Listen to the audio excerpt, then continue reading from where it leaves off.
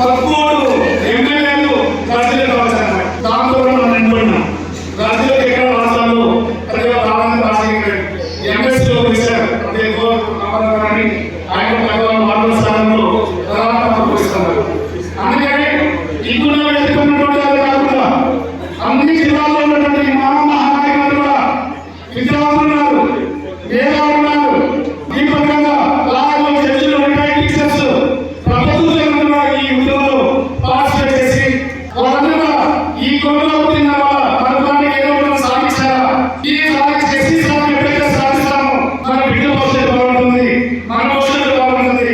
కాబట్టి మన కులానికి ఏదో చేయాలి. కాబట్టి ఈ ఉద్యోగం ఏదో మనం చేసినట్లయితే ఖచ్చితంగా రేపు రాబోయే కాలంలో మన పిల్లల్లో బాగుపడడానికి అవకాశాలు ఉంటాయి.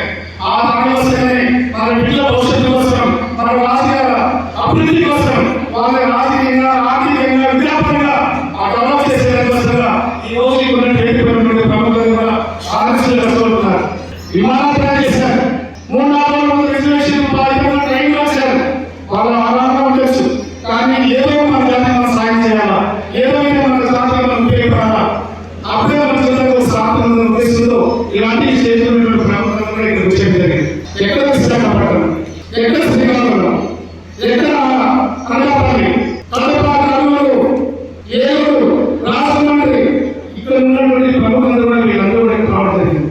కేవలం ఒక రాజకీయ అభివృద్ధి పరచడానికి వారి అభివృద్ధిలో మనం బాగా భాగస్వామ్యం ఉద్దేశంతో కొత్త దూరం చేసి ఆలోచన కష్టపడి మన భాగస్వామ్యం వచ్చినప్పుడు మేమందరం కోరుకునేటువంటి అతీతంలో కేవలం మనకు ఇచ్చినంత 3 రోజులు వచ్చారు.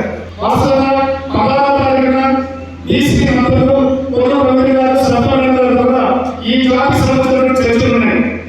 దాంతో వాటికి కొంచెం అసలు సమస్యలు ప్రారంభంలో ఆగిపోతే ఆ టైంలో ఈ ఏదో మీటింగ్ పెట్టాలని మన గౌరవమైన విషయం గారు, షణ్ముఖం గారు అంటే ప్రయత్నం చేస్తాం. ఒక చిన్న మీటింగ్ ఏర్పాటు చేస్తామని ముఖ్యమంత్రి గారు ఇప్పటికైనా తక్షణమే స్పందించేసి రజకులకు ఇచ్చినటువంటి మాటను నిలబెట్టుకుంటారని చెప్పని మేమందరం ఆశిస్తూ శాంతియుతంగా మాకు ఇచ్చినటువంటి సమస్యను గుర్తు చేస్తూ రజకులని చైతన్యవంతం పరుస్తూ ఆంధ్రప్రదేశ్లో ఉన్నటువంటి రజకులందరూ కూడా ఇప్పుడు 7వ రౌండ్ టేబుల్ సమావేశం నిర్వహించడం జరిగింది.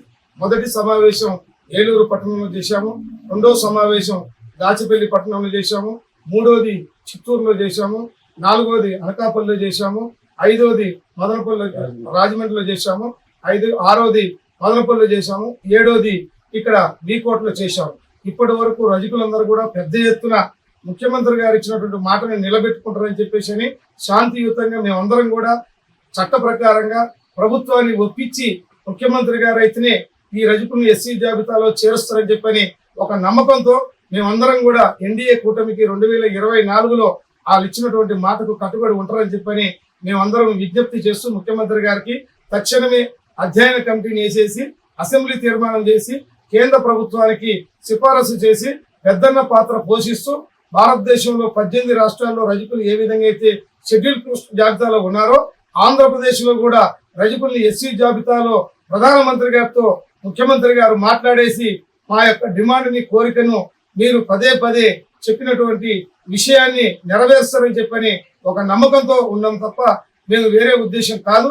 కాబట్టి మేమందరం కూడా ఎన్డీఏ కూటమికి కట్టుబడి రేపు జరగబోయేటువంటి ఎన్నికల్లో కూడా మేమందరం కూడా తెలుగుదేశం పార్టీకి సపోర్ట్ చేయాలని చెప్పనే మేమందరం నిర్ణయించాం. కాబట్టి ముఖ్యమంత్రి గారు సానుకూలంగా స్పందించి తొందరగా కమిటీని వేస్తారని చెప్పని మేమందరం కూడా ఆశిస్తున్నాం.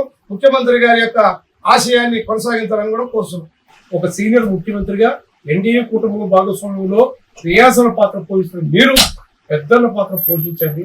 తక్షణం ఏదైతే ఈ రాష్ట్ర వ్యాప్తంగా మేము రౌండ్ టేబుల్ సమావేశం జిల్లా కేంద్రాలు పెట్టాం, ఈరోజు మండల కేంద్రాలకు ఈ రౌండ్ టేబుల్ సమావేశం వ్యాప్తి చెందింది.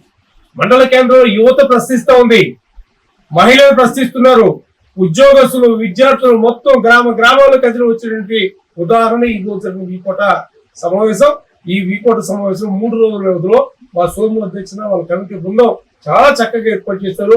ఒక మంచి సందేశాన్ని ముఖ్యమంత్రి గారి నియోజకవర్గం పుస్తకంలో ఒక సీనియర్ ఎమ్మెల్యేగా ఉన్నటువంటి పలమనేరు నియోజకవర్గంలో రజకుల యొక్క ఆకాంక్షలు, రజకుల యొక్క సమస్యల్ని ప్రభుత్వం దృష్టికి మేము విజ్ఞప్తి చేస్తూ మేము మొరబెట్టుకుంటున్నాం. అయ్యా, ఇది ఖర్చులతో కూడుకున్నటువంటి పని కాదు. ఒక అధ్యయన కమిటీ వేయండి. గతంలో వేశారు. ఆ కమిటీలో సభ్యులు మార్చి ఒక అధ్యయన కమిటీ ఇచ్చి టైం బౌండ్ పెట్టుకొని ఆ కమిషన్ రిపోర్ట్ తీసుకుని అసెంబ్లీలో తీర్మానం చేసి కేంద్రానికి మీరు సిఫార్సు చేయండి. కేంద్రం పైన మేము పోరాటం చేసుకుంటాం. మీరు కూడా పెద్ద పాత్ర పోయించి మాకు న్యాయం చేయండి. ముక్త కంఠంతో రజకులు, వృత్తిదారులు, విద్యార్థులు, మహిళలు, ఉద్యోగస్తులు, మేధావులు అందరి తరపున కూడా ముఖ్యత హస్తంతో నమస్కరిస్తూ ముఖ్యమంత్రి గారికి మేము విజ్ఞప్తి చేస్తూ తాదుకునుకున్నప్పుడు మాత్రం మా పోరాటం లాగే ప్రశ్న లేదు.